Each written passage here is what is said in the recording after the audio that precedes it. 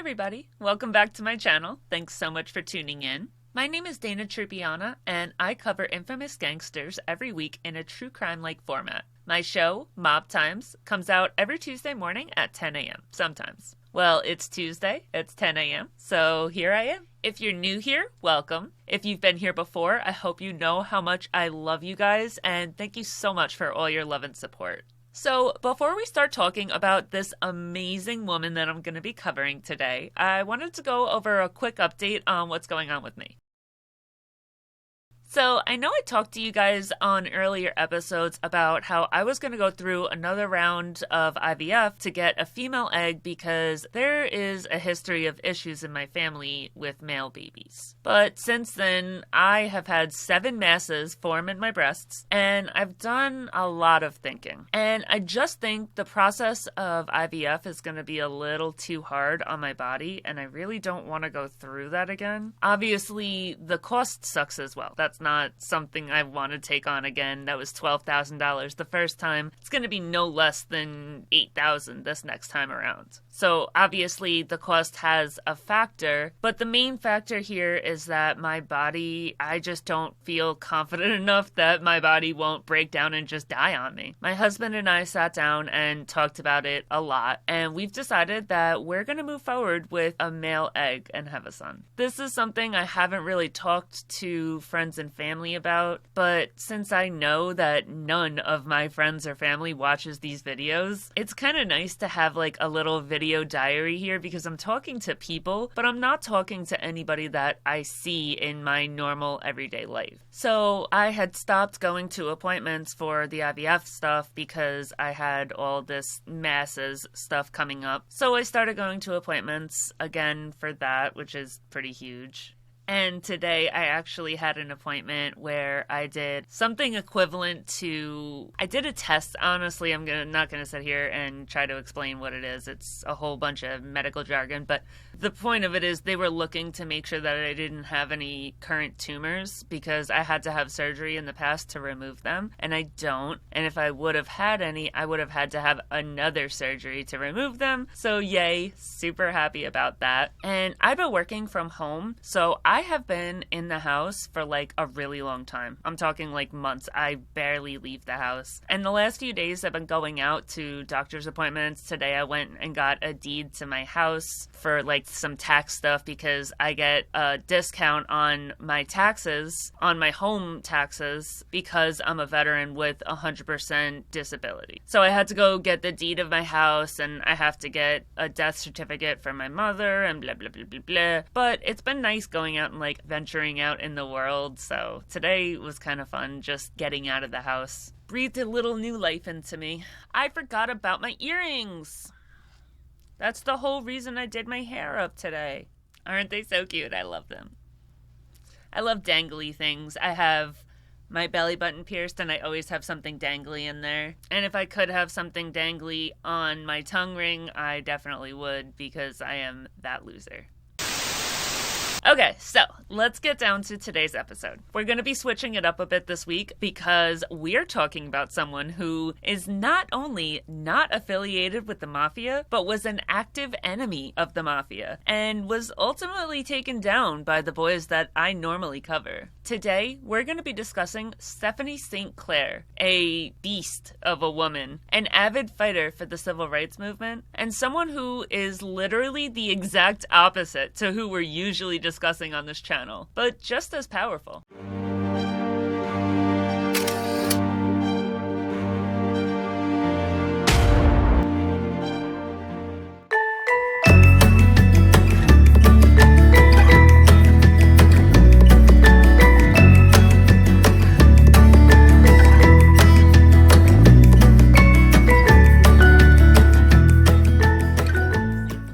Stephanie St. Clair was born on December 24th, 1897, so she's a Christmas Eve baby. I feel so bad for people whose birthday are that close to Christmas. Anybody with a birthday that is on or within, let's say, 10 days of Christmas, they just get screwed, and it is not fair. They say that they don't, but you know that your whole life growing up, your parents just took a few Christmas presents and put them aside and repurposed them as a birthday present. My dad's birthday is on January January 2nd, and by the time his birthday rolls around, I am already so tired of presents. It really just sucks. So to anybody that has that kind of birthday, I feel for you. I'm so sorry that you go through that. There are several versions of St. Clair's birth, but most accounts state that she was born in the French archipelago Guadeloupe, which is the French Caribbean. Stephanie St. Clair also made a declaration of intention herself in 1924 to Moulay Grantier that the French West Indies, present-day Guadeloupe, West Indies, was her actual place of birth, so I'm gonna go with her word. I believe her. She was born of African descent to a single mother. Her mother, Felicienne, worked really hard to send her daughter to school, and she really just did everything she could to set her up for success. She wanted her to have a standard education. We all know how difficult it is to raise a kid when you're a single mom, but she was living in pretty bad poverty. But she always made sure that St. Clair had the ability to go to school. By the time St. Clair turned 15 years old, her mother, Felicienne, was gravely ill, and that had a major effect on her education. Because her mother was the sole breadwinner of the house,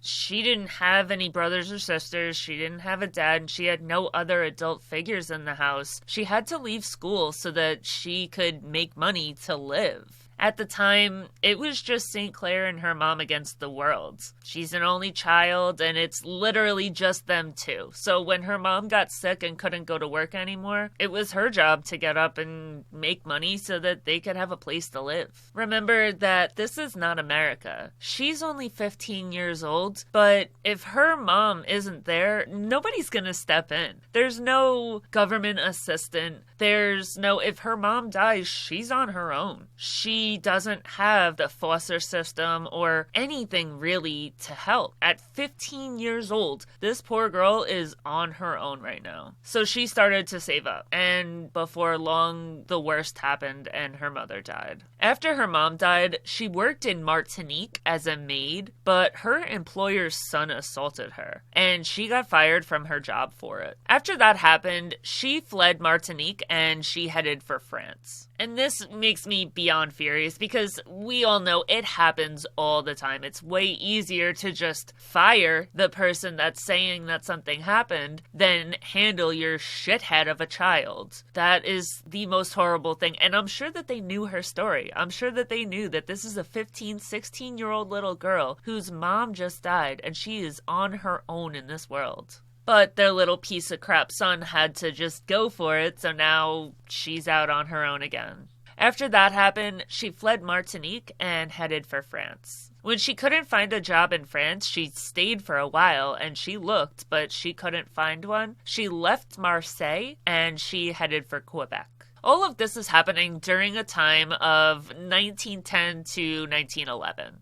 When she arrived into Montreal, she immigrated from Montreal into the United States. So the United States, they have kind of like a threshold based on population. So like the United States will accept X amount of people from this location and X amount of people from this location. So you got to imagine that Guadeloupe probably doesn't have that many slots allowed to it because it doesn't have that big of a population. Even France, I would imagine it's a little hard just because it's so far away to get into the United States. But once she's in Quebec, America accepted a lot of people from Canada because it's Canada. First of all, it's right there. America has always looked at Canada as like very similar to us. So it's a lot easier to get into America from Canada than from any other place that she had been. So she comes into America from Quebec because America at that time, the whole world just looks at America as the best place in the world you could be. She arrived in New York during a time of huge influx of immigrants coming into America from all over the world. You really don't have to prove where you're from, or, I mean, you just say that you want to come in and you come in. I know personally, my grandfather, they had no idea where my grandfather was from when he came in. I have one document that said he was coming in from Great Britain, and there's like a family family secret that he actually came in from Italy, because my grandmother was from Italy, that he actually came in from Italy, but he did some not so great things in Italy, so he had to say that he was from somewhere else and completely changed his name. So that is more than likely where he's from, is Italy, but America had no idea. And, you know, he has his immigration paper saying Great Britain, but he has his naturalization paper saying he's from Canada. So we have no idea where he was actually from or what the real story is there. But that'll just go to show you America does not care. If you're coming in on a boat with people from Canada and you say you're from Canada, guess you're from Canada. When she got to the United States, she did get quarantined. If you watch The Godfather 2, in the beginning, the little boy that's coming over into America, he got quarantined because he had smallpox, I believe. We don't know why she got quarantined, but she did get quarantined. And she used the time that she was quarantined to teach herself English. That is the most impressive thing I've ever heard. I have a smartphone, and I have apps that make it a game to learn other languages, and I have been trying so hard to learn Italian, and I'm still, like, very, very surface level. I couldn't have a full conversation in Italian. And I've been trying for a while now. So the fact that this little girl comes into America, gets a quarantine for, let's say, 8 weeks, and just sits there with no technology, no nothing, and teaches herself a language, like, this girl is brilliant. St. Clair arrived in New York in the heat of the Great Migration, where over 6 million African Americans moved to the north of America in order to escape the persecution of Jim Crow in the South. The Jim Crow laws were state and local laws that enforced racial segregation in the southern United States. The Jim Crow South is, I swear I could do an entire episode on that. It's horrific. And that's not to say that no racism existed in the North, but it was a lot better in the North than it was in the South. But this is the time that she arrived in New York, so you gotta think there's gonna be a lot of people that are like her. She's African American. She's going to want to be in an area with other African Americans. However, she's coming from Guadalupe, and there is very little, if not no, racism over there. So she's not really going to have a full understanding of what the people that are running from the South have gone through. St. Clair ended up settling in an African American neighborhood in Harlem. Now remember, Harlem is also the location that Little Italy is in. So it's not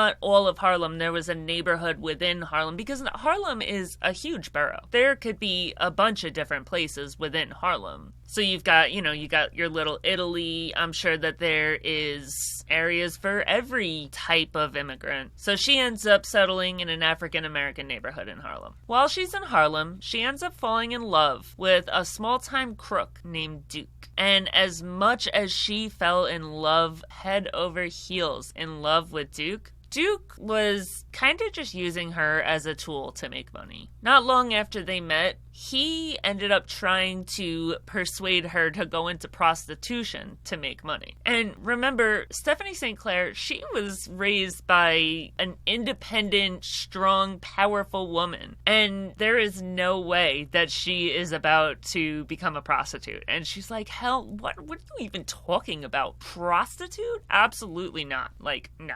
It was never even a thought in her mind, but Duke is trying to talk her into it. And that kind of gives you an idea of how much Duke cares about her. And she's this young girl, doesn't have that much experience in the world, and he's trying to groom her into going into prostitution because it'll make him a lot of money. Very, very thankfully, not for her at the time, but thankfully in the scheme of things, Duke ended up getting shot and killed in a fight between gangs. So now, she's still very young. She lost her mom. She's traveled to 4 different countries by now. She got with this dude who's trying to talk her into being a prostitute, and then her boyfriend dies. Like, the will to survive on this woman is amazing. I can't imagine going through all that in such a short amount of time. So St. Clair starts her career by joining a gang called the 40 Thieves. There's a 40 Thieves gang in London, and it's a girl gang, but it's not the same gang. But you know what? I don't see it written anywhere, but I do have to wonder if her joining this gang has something to do with the fact that she had run-ins with them in London. I don't know. As I said, I never saw it written anywhere. I could be totally off base, but it's interesting to think that maybe she had run-ins with the 40 Thieves in London, so when she came to America, she got involved with the 40 Thieves here. There's been a lot of gangs named the 40 Thieves, honestly. So when you Google 40 Thieves, it'll tell you about one of the first criminal gangs ever formed, and they were famous for running theft and extortion rackets. They had been around since the 1820s, blah, blah, blah. I do have to think this is a different 40 Thieves, though, because that 40 Thieves was mainly Irish, and this 40 Thieves that Stephanie St. Clair is in and ends up running is all African American. So I kind of think it's possible that she maybe created the 40 Thieves that she was in, but I'm not 100% sure about that. So the 40 Thieves gang, they have a reputation. After a while, they have a reputation for becoming so tough that even the Italian and Irish gangsters would not mess with them. Like, this gang, to be so scary as an African American gang that even Irish and Italian gangsters won't go up against you, like, that is a big reputation. They must have been a force to be reckoned with. About 4 months down the line, St. Clair decides that she is going to start up a new business venture selling controlled drugs with the help of her new boyfriend, Ed. And this new venture is extremely, extremely lucrative.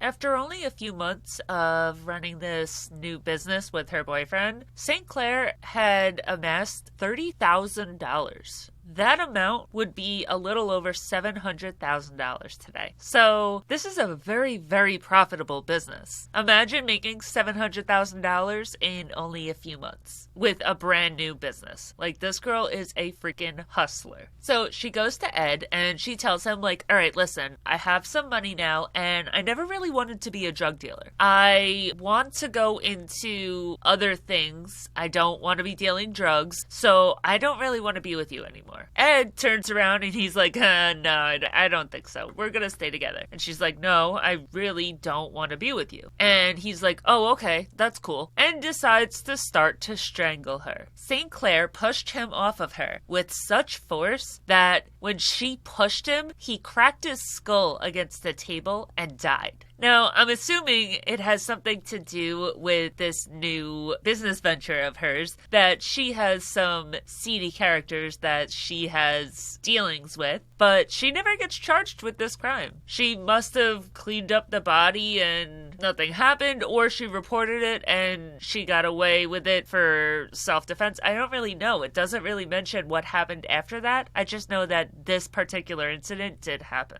So, boyfriend number 1 tries to make her a prostitute and then gets killed in a gang fight. Boyfriend number 2 tries to kill her, so she's not doing too well with the men in her life. Those who knew her, they would kind of describe her as arrogant and sophisticated and very well versed in the ways of the big city life. There was rumors that went around that she was born in Marseille, and they were actually started by her because she viewed France and like Marseille as a place to be looked up upon rather than the French Caribbean where she came from, which was kind of viewed as a place of poverty and just lower class of citizens. But really, she was born in the French Caribbean. Whenever people would ask what her nationality was, she would respond in French, so everybody just assumed that she was born in France. And if it wasn't enough that she knew how to speak and write French and English fluently, she was also fluent in Spanish. So she was fluent in 3 languages, which if you've ever tried to learn a second language as an adult, like, you know how freaking impressive that is. Whenever she would get angry or she would like perceive some slight injustice towards her, she would just start yelling in different languages. So like she knew enough languages to be like cursing people out in Spanish and then French, and then halfway through the sentence switch to English, and it left a lot of people scratching their head because very little people knew knew more than one language. And if they knew more than one language, it was usually not French. So most people had no idea what she was talking about when she would flip out. She was well known in Harlem for obviously her illegal dealings, but also for her eloquent sense of fashion. She was well known to dress like a socialite. Think like Paris Hilton, like that kind of dressing, and just,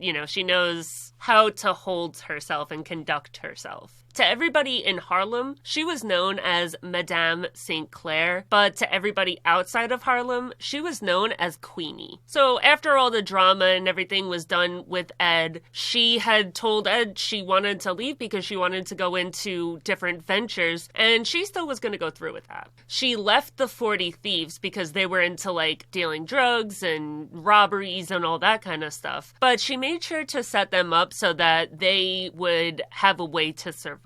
She left the gang and started to get into the numbers racket. So remember I said that she had amassed $30,000 through the dealing business that she had before. So out of that $30,000, she took $10,000 of her own money and she invested it into a clandestine lottery game in Harlem. It's also called the numbers racket. The fact that she had been so big in dealing drugs and then left that to start a numbers racket, and she became really successful in the numbers racket pretty quickly, it caused a lot of attention to go towards St. Clair. She would be in the newspapers regularly. Everybody in Manhattan, in New York, knew about her, but the cops also knew who she was too. St. Clair was involved in policy banking, which was a combination of investing, gambling, and lottery play. Because a lot of banks around that time refused to accept any black customers, they were unable to invest legally. And if there's one thing that St. Clair did not stand for, she was not okay with anything not being accessible to black people that were accessible to white people. If something was non-accessible to her and the people in her neighborhood, she was going to do something about it, and she was going to create the market so that people in her neighborhood and other African Americans would have a chance to gain wealth the same way that white Americans could. Although policy banking was not technically legal, it was one of the few options that were available to Black Harlem residents that were looking to invest their money and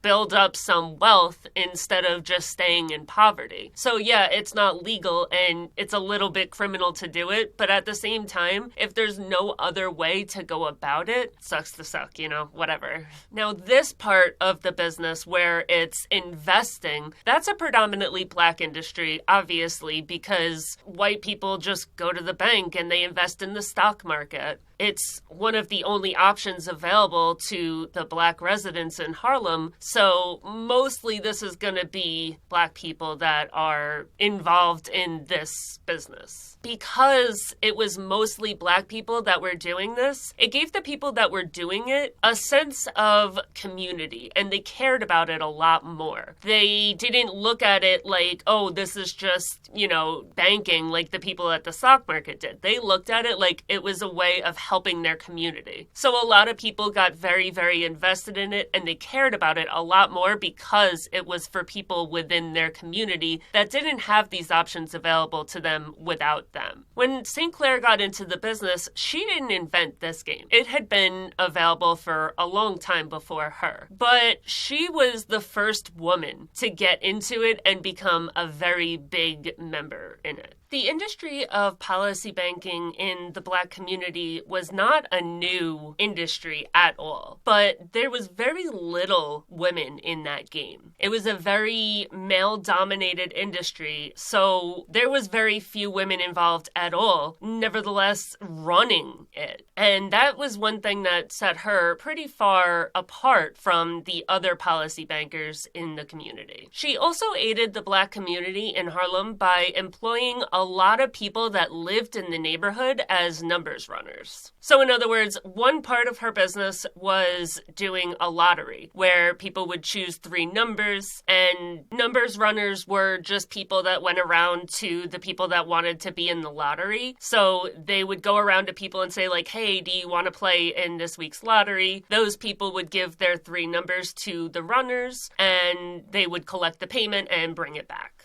and they made a lot of money doing this. She also gave a lot of money to any programs that promoted racial progress in her community. Even with the amount that she gave and spent, she lived a really lavish lifestyle in the 1920s because of her success in the numbers game. She earned more than $20,000 a year, which would be equal to a tiny bit under $300,000 in today's money a year. So she's living a very nice lifestyle. Her new status as a policy banker started to attract the unwanted attention of a lot of rival male racketeers because they're sitting there like, oh, hell no, I'm losing customers to a woman? Like, absolutely not. So she really can't stand up to men that are going to come after her. So she hired the services of Ellsworth Raymond Bumpy Johnson, a then unknown bodyguard. Remember, I had said that Bumpy Johnson was a member of the 40 Thieves, so she just pulled him from the 40 Thieves and made him her bodyguard. And that's the thing that bugs me. So Bumpy Johnson is somebody that most people have heard his name. He's a very famous criminal. They have a crazy amount of movies, TV shows, everything about him. But honestly, before this episode, I had no idea who Stephanie St. Clair was. And Stephanie St. Clair did what Bumpy Johnson did, only bigger. And she pretty much invented Bumpy Johnson. She paid him, she created his ability to become who he was. And she is just kind of forgotten. And I think that's because she's a woman, honestly. And it's really sad to see that because she did just as much, if not more, than Bumpy Johnson, and she should be remembered just as much as he is. Bumpy Johnson had a lot of movies written about him. He was one of the most well-known gangsters to ever exist in New York. There's a recent epic series called The Godfather of Harlem, and there was a movie written a while ago called Hoodlum. There's a whole bunch of movies and TV shows and everything. And that's all thanks to St. Clair. Thanks to St. Clair's employment, Bumpy Johnson went on to dominate Harlem's gambling scene and became one of the most philanthropic mobsters of the 20th century. In New York, gambling was declared illegal in 1908. However, decades earlier, in the middle of the 1830s, so like a long time ago, a constitutional ban on lotteries had been put in place. Because of that, there was untold numbers of underground lotteries, especially in underprivileged African American neighborhoods like Harlem. The numbers racket, which was also known as the numbers game or mafia lottery, operated in a similar way to the Hispanic lottery Bolita, but it was geared specifically towards the African American community. Her underground racket was very similar to the stock market, which African Americans were, again, not allowed to partake in. She also ran a lottery where runners would go and collect payments from people that wanted to play. They would give their numbers, usually a 3-digit number, and the winning numbers would be decided based on like different things. Sometimes it was horse races, sometimes it was numbers in the stock market, and if somebody won, they won the prize that was set for that particular round. It's very similar to the lottery that we have today. As of then, the numbers racket was a very small-scale lottery, and it was on a neighborhood-by-neighborhood basis. In the eyes of the law, St. Clair's numbers racket was an illegal crime ring that preyed on Harlem's poorest citizens, whereas in actual fact, it had a lot of benefits for the community. St. Clair employed dozens of black men and women as numbers runners and subsidized the low incomes that they received as a result of their exclusion from traditionally white jobs. At the time, even in the North, there was still a lot of racism.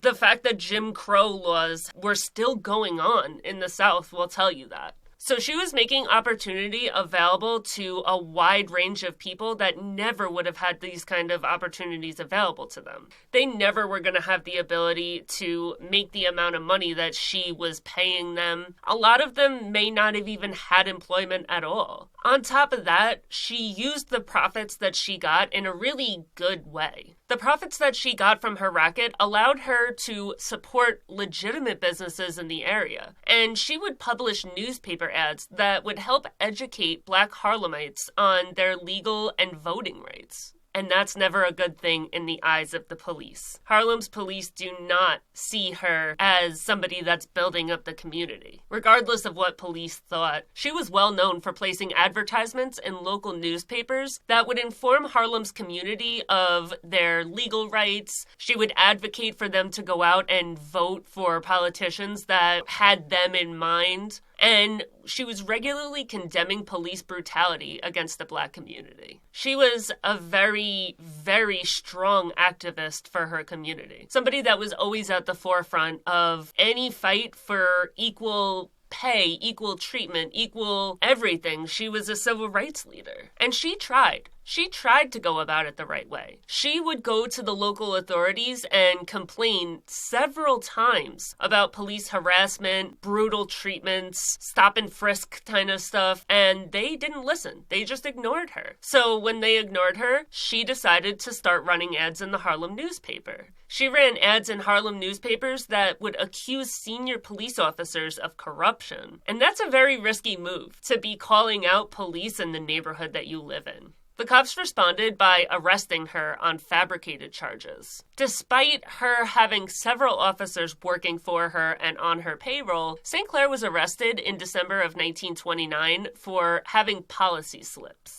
And even that didn't stop her. She went and did a press conference on January 1st, 1930, just 2 days after her arrest. She said, "I have been arrested and framed by 3 of the bravest and noblest cowards who wear civilian clothes." St. Clair was sentenced in March of 1930 to 8 months in prison. So she gets released in December of that same year, and as soon as she walks out of jail, she wants revenge. She is pissed. She's like, okay, I have all these cops and I've been paying them, I've been doing everything right, and they still roll over and allow me to get arrested and go to jail for 8 months. So now she is out for revenge. They didn't do their job. They were getting paid to make sure she doesn't go to jail. She went to jail. So what does she decide to do? She decides that in order to get payback, she is going to go and testify at the Hofstadter Committee about kickbacks that she had been paying police officers and pretty much telling all about any police that had been accepting payments and everything that they had done in service of her.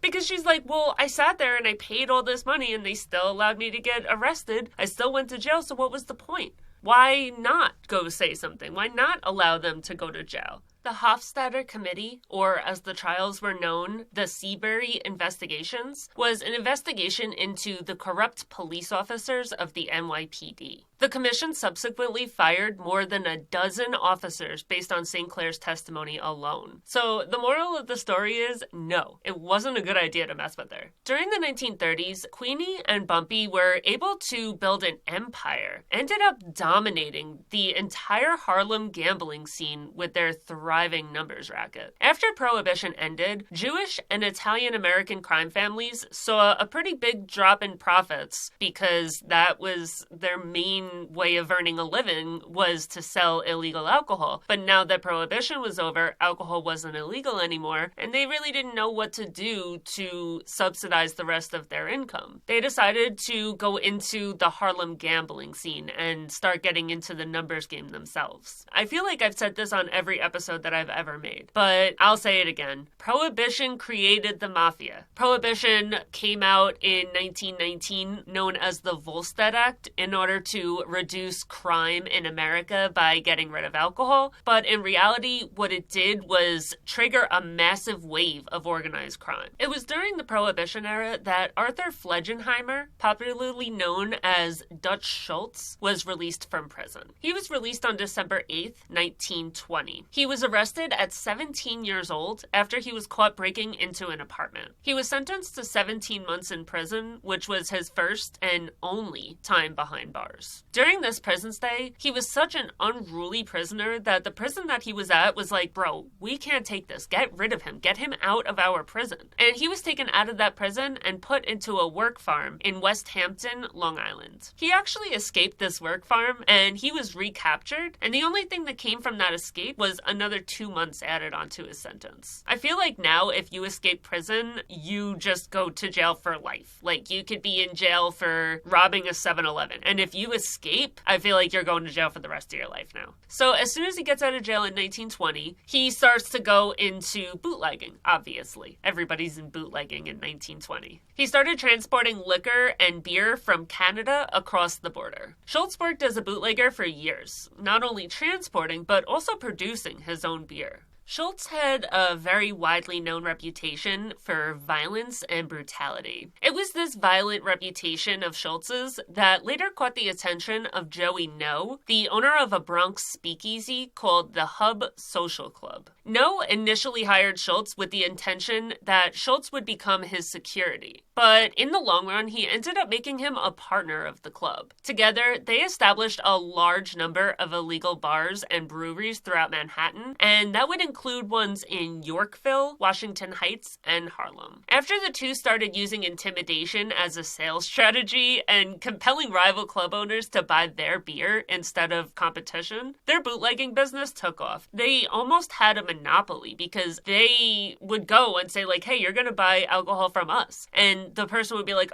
no, I get it at a better price elsewhere. And they'd be like, oh, okay, cool. I'm going to blow your bar up. It was serious shit. When things that Schultz had done started to go around town and his reputation started to get stronger, people kind of knew that they had to buy from him if he ever approached them. A particular story started to go around of something that he had done, and after that story got around, people were like, oh shit, like, okay, if he comes up to me, okay, I got it, I'll do it. The story goes that Schultz was working with John and Joe Rock. Initially, the brothers didn't want to work with him. And eventually, John got on board and Joe didn't. So in order to get Joe on board, they kidnapped Joe. They beat the absolute brakes off of this boy. And then they hung him by the thumbs from a meat hook. Then they took this bandage that had been wrapped around somebody with gonorrhea and they smeared it all over his face. Joe's family ended up paying $35,000 for his release, and when he got back home, he went blind. They did work with him in the future, and anybody else that Schultz wanted to work with that heard this story worked with him as well. In 1928, No was shot and killed, and that left Schultz in charge of the business on his own. And this business had already been established, and it was making a lot of money.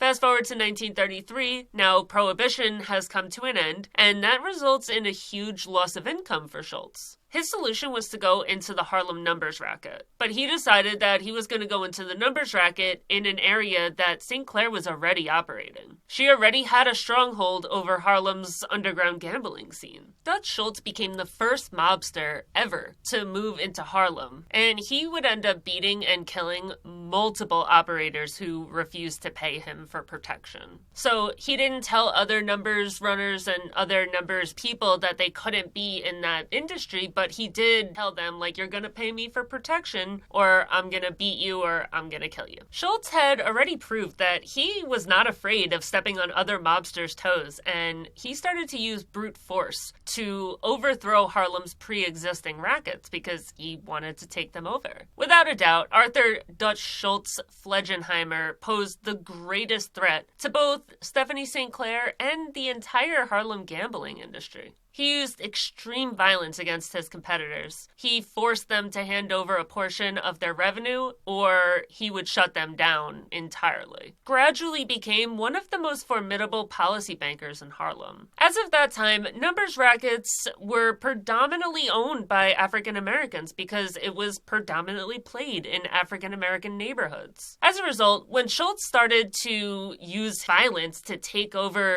this whole industry, policy bankers like Stephanie St. Clair interpreted this as a racially motivated attack, and it very well may have been. Schultz gave his competitors three choices: surrender their business to him, continue to run it on their own and hand over a share of their profits, or face brutal consequences of not choosing either of the former options. Despite the violence and intimidation, St. Clair and her chief enforcer, Bumpy Johnson, refused to pay Schultz for protection. They were like, absolutely not. Like, get the hell out of here. While Schultz was using violence to force any rival club owners to buy his beer, he didn't really encounter a lot of opposition. When he encountered Stephanie St. Clair and she pushed back, it was unlike anything that Schultz had encountered. Like, ever since he hung that dude up by his thumbs, nobody said no to Schultz. So he was kind of like, whoa, what the fuck? Like, people aren't supposed to say no to me. I'm scary. Instead of backing down, St. Clair decided that she was going to fight fire with fire. And she launched counterattacks against Schultz and started going after his own rackets and his storefronts. Over 40 people died as a result of Schultz's unyielding quest for complete control over the numbers racket. Schultz was also dealing with some legal drama at the time. Schultz was charged with tax evasion in 1933, and when the trial was relocated to a small town in upstate New York, he kinda was forced to relocate with it. In an attempt to win over the public, Schultz hired a public relations firm to kinda smooth over his gangster image and started getting involved in philanthropy. He donated hundreds of thousands of dollars to charity, and all of this was just to kinda make people not hate him, because he was widely known as being this, like, vicious thug that nobody wanted anything to do with, and he didn't want that kind of reputation. With the amount of money that he was donating and this public relations firm hard at work, it did work. A lot of people started to see him as a businessman and gained respect for him instead of just fear, but it did leave a significant dent in his bank account. By the time Schultz finished the trial and returned back to Harlem, he was pretty desperate to gain back control of the gambling scene in Harlem, and his bank account was low. He needed to make money back that he had lost to the public relations firm and that he had lost while he was laying low during the trial. But he faced two major roadblocks. He was still dealing with Stephanie St. Clair, and now he was dealing with prosecutor Thomas Dewey.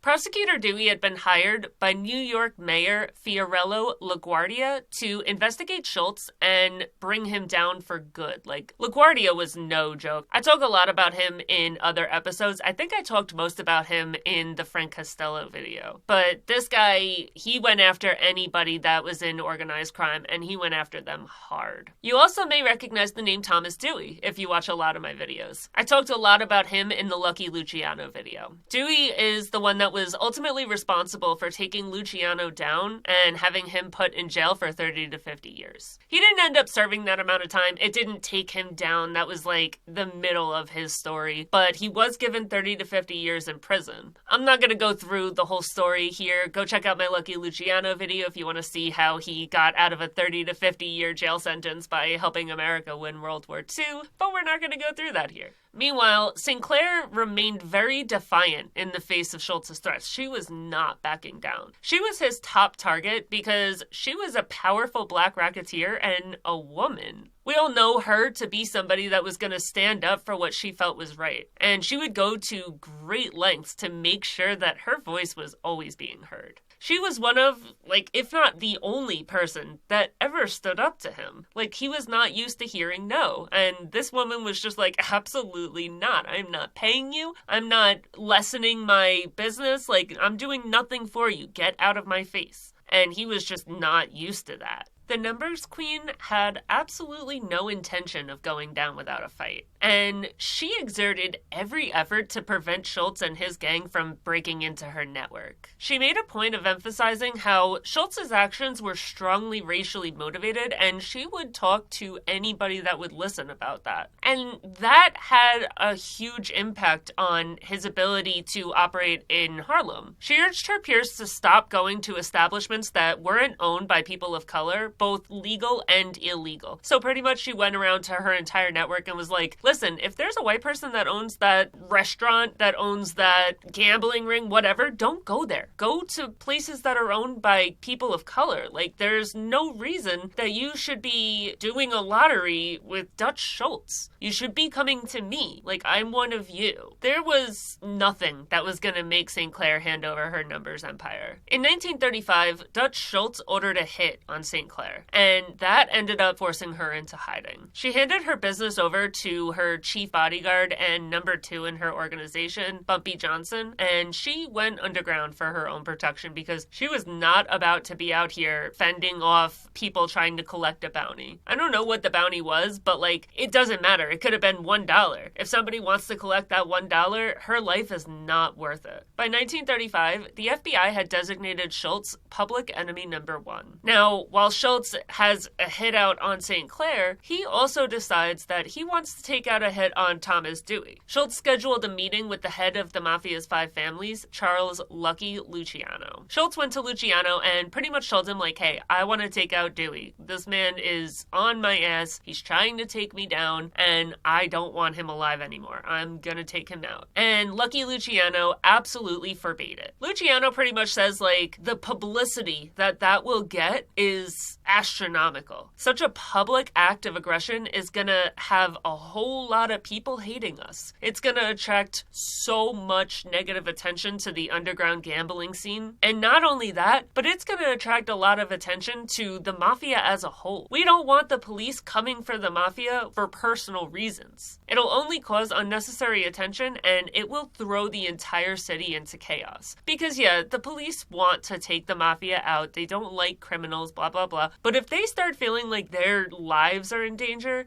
if they see Thomas Dewey, somebody that's going after the mafia, lose his life, and they have to sit there and question whether they may die over this, they're going to start coming for blood. They're going to do everything they can to put every mafia member in jail. Right now, they want to put them in jail. Like, if they catch them doing something, they're going to do something about it. But when somebody loses their life, they'll start planting drugs. They'll start doing shit that is going to get you off the street, period. So Luciano's like, absolutely not. You're insane. Don't even think about it. Do not go near Dewey. Fun fact, Albert Anastasia also requested permission to take out Thomas Dewey, and Luciano literally protected this man's life above all. Like, he would not let anybody take Dewey out, and everybody wanted to. Schultz made the decision to move forward with his plan. He decided, like, fuck Luciano. I don't know what else to do. This man's gonna take me down. Like, I'm gonna go to jail for the rest of my life. This guy's coming at me. I don't know what else to do. Dutch Schultz was an influential and very powerful figure. But you don't mess with the mafia. Do not get on the wrong side of the mafia, especially Lucky Luciano himself. Like, are you crazy? It doesn't matter how powerful you are. It doesn't matter. Nothing matters. Like, you get on the wrong side of the mafia, especially in a case that could take the entire mafia down, everything that these people had spent their entire lives building, it's not gonna turn out good for you, bro. Regardless of how powerful you are, the moment the mafia no longer supports you or wants you dead, you're as good as dead. Fortunately for St. Clair, her days in exile are about to be over.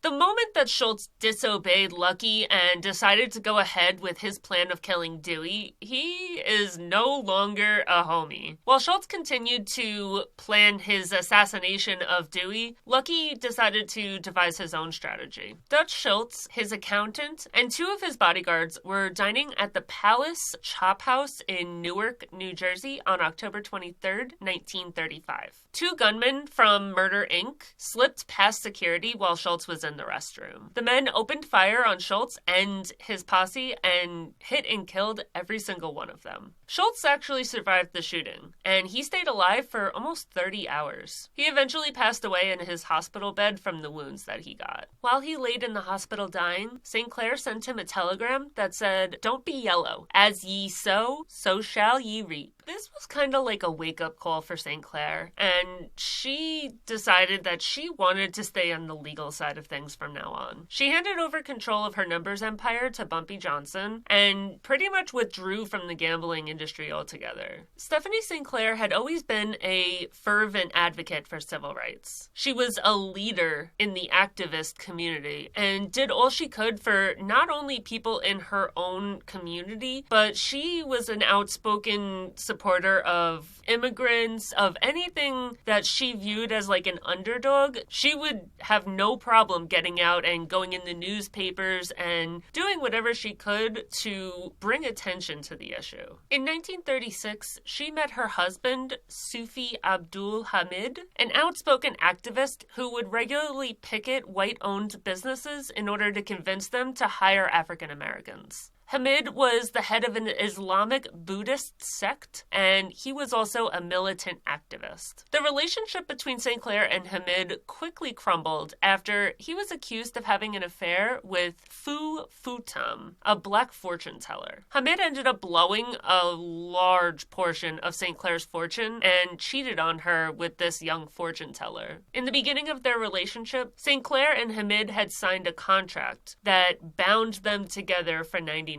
years. And pretty much what this contract did was it bound all of St. Clair's finances and riches to him, so he had access to it forever, and it took $10,000 of his own money and put it aside for her. He would regularly approach her with like wackadoodle things that he wanted to do. Like he approached her and asked her if she would finance a movie that he wanted to make. And when she said no, he would just throw a hissy fit and spend weeks badgering and harassing her until she would be like, fine, just take the friggin' money and leave me alone. After she found out about this affair that he was having with this fortune teller, she shot him during a fight that they were having on January 18th, 1938. Despite the fact that she didn't kill him, he lived. She was sentenced to up to 10 years at the Bedford Hills Correctional Facility for Women in New York. In April of 1938, Fatum, whose real name was Dorothy Matthews, and Hamid got married. They later established a Buddhist temple together. St. Clair was released from prison in the early 1940s. Stephanie St. Clair's life after she was released from prison is largely unknown. It was believed that she lived a secluded life after her release from prison. She wanted nothing to do with the public. She stopped running newspaper ads. She stopped getting involved in any criminal enterprises. She had money and she just wanted nothing to do with anybody or anything. She didn't appear in print again until a 1960 New York Post article. Mame Hatcher, Bumpy Johnson's wife, claimed that she retired to a Long Island mansion. She went from being an illegal numbers racketeer to a legitimate, successful businesswoman, which is like one of the most impressive things that you'll ever see a girl from Martinique, West Indies, end up doing. This woman is like absolutely amazing. I don't love her choice of men. Not gonna lie, didn't like that dude, but neither did she, and that's why she shot him, so. When she came back into the spotlight and in the 1960s started to go into the newspapers, she would continue to publish columns about racism, police brutality, unauthorized search and seizure raids, and other problems that affected the black community in a neighborhood newspaper. Shortly before turning 73, St. Clair passed away sometime in 1969, peaceful and wealthy. 1 year earlier, Bumpy Johnson, who had returned to live with her to write poetry, had passed away. No newspaper reported on her death, and to this day, the exact date of her death is kind of unknown. The legacy that St. Clair left behind was astronomical. Almost her entire criminal career was spent at 409 Edgecombe Avenue, an apartment complex that was populated by Harlem's black elite. Civil rights activists like W.E.B. Du Bois, painters like Aaron Douglas, and playwrights like Catherine Butler Jones were among her neighbors who were at the forefront of the civil rights movement. Rather than fleeing from the law like a lot of other mafia members and criminals of that time, Stephanie St. Clair chose to step into the spotlight and use her reputation and her wealth and her reach to better the lives of her and her fellow Harlemites. St. Clair battled corruption from men both above and below the law, and looked absolutely fabulous doing it, with no fear of the dangerous repercussions that her activism could have. Her refusal to yield to public enemy number one, Dutch Schultz, saved not only her racket, but also saved the rackets of other black racketeers who were subject to his violent quest for dominance. While keeping her racket afloat obviously increased her personal wealth, it also created countless jobs for black men and women, and allowed a lot of black men and women to invest in legitimate black-owned businesses. She pretty much created a stock market for the black community that the actual stock market had shunned and not allowed in to build their own wealth. Meanwhile, she faced off against the NYPD and triumphed, which is not something that a lot of people can say. In addition to testifying against corrupt police officers, her regular advertisements in the Amsterdam News assisted in educating her peers about legal and voting rights. Rather than engaging in destructive behavior like her male mobster counterparts, St. Clair spent her life attempting to uplift and support her fellow Harlemites, with violence only serving as a means to an end. It wasn't what she chose to do, and it was actually pretty rare. That's all I have on the wonderful woman, Stephanie St. Clair. Thanks so much for watching. Join me next week as I delve into the lives and legacies of some of the most fascinating and infamous gangsters in history. Please don't forget to like, share, subscribe, follow, comment, do all the things, and I'll see you next week. Bye!